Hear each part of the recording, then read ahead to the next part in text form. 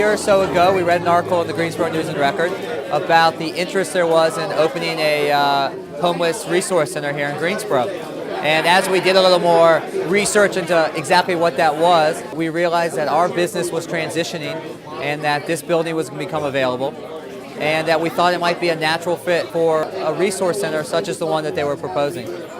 I am F. Willis Johnson, Jr. I'm senior pastor of Shiloh Baptist Church and a concerned citizen here in Greensboro, and I welcome you to what we believe is going to be a very special jewel and blessing to the community at large. I believe it was Margaret Mead that said, "Never doubt that a small group of people can change the world. Indeed, it's all it ever has." And that small group of people is changing Greensboro by creating this center here today.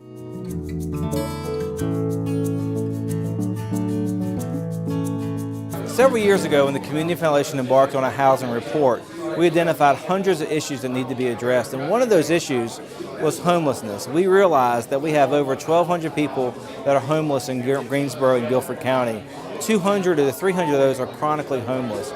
And we knew if we began to address the chronically homeless, to get them in secure living quarters, that we would make a huge dent in the whole homeless situation in Greensboro. I had a job at High Point University where we worked, and the job just ended. The funding ended, and I just happened to be out. I had one paycheck, like they say, where you work from paycheck to paycheck. That was my circumstances. You know, I was getting paycheck, but then after, a certain week, you come up the next day and say, this is your paycheck and this is the end of your job. Homelessness is something that a lot of people forget about. A lot of people will assume that homeless folks are dangerous, that they're criminals, that they're on drugs or they're alcoholics. That's not the case in many situations.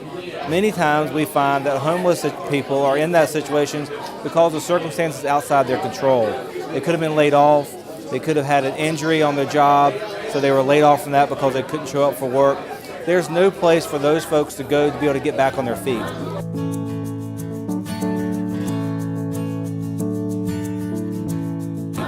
So as a community, we need to begin to put in resources that they can access to enable themselves to get back on their feet. The center is a continuation of what's happening at the Interactive Resource Center, our current homeless day center, which will become a satellite location. It'll be a place where people who are poor and homeless can connect with resources to self-empower their own selves and to change their lives.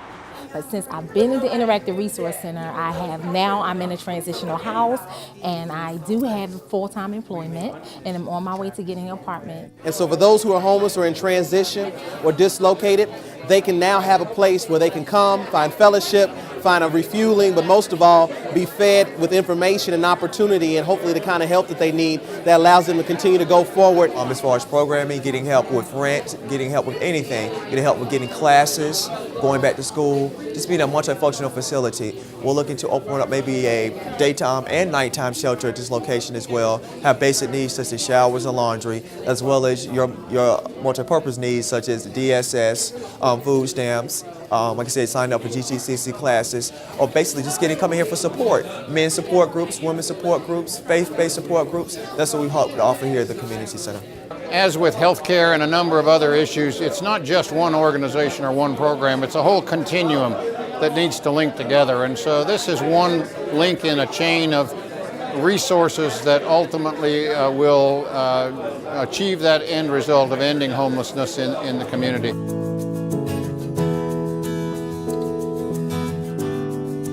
We realized that we needed a partner to make that happen.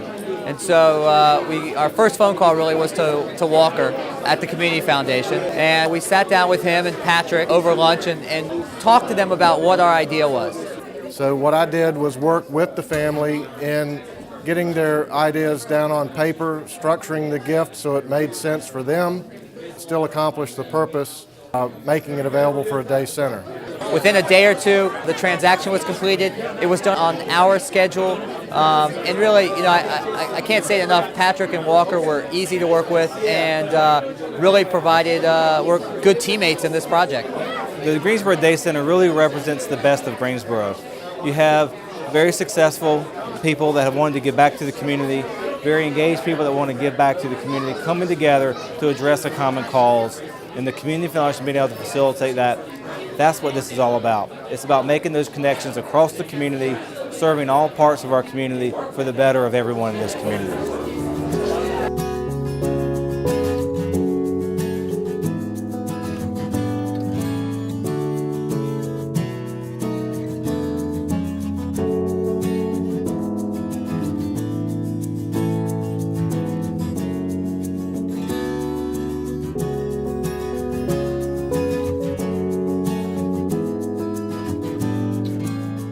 Thank you, Community Foundation of Greensboro. Thank you, Community Foundation. Thank you, Community Foundation.